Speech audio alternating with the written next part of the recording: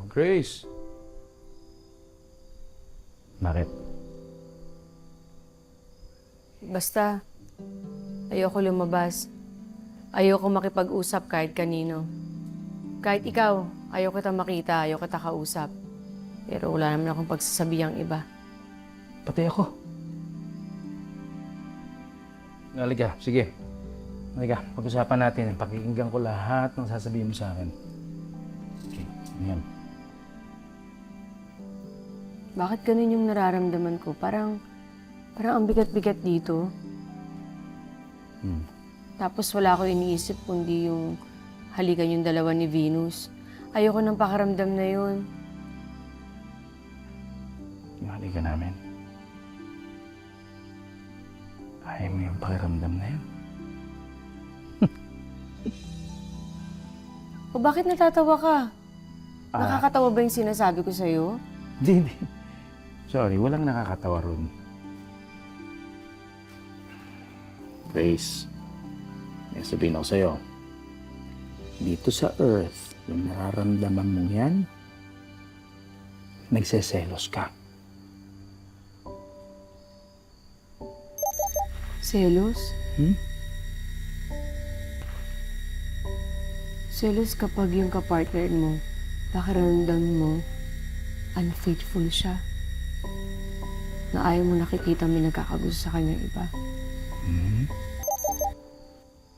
Baka nga nagsiselos ako.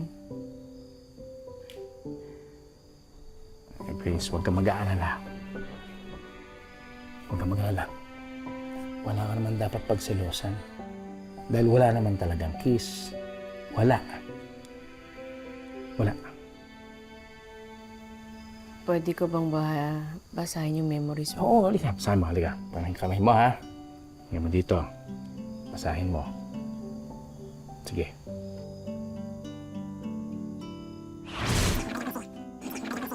Sige, babalikan ko na si Grace.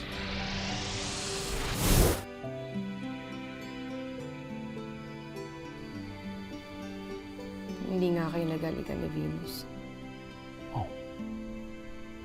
Diba? Pero sandali, Hmm.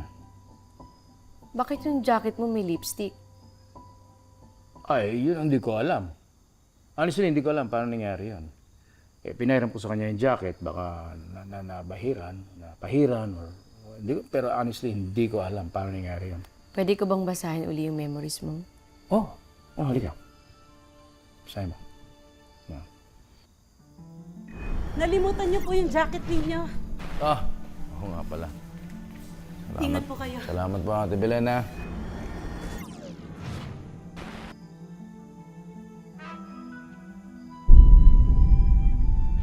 Let's see how you like this, Grace. Ba? Si Venus lahat may gawa nun. Ano? Na nilagyan niya ng lipstick yung jacket mo para makita ko, para magalit ako. Ginawa niya yun?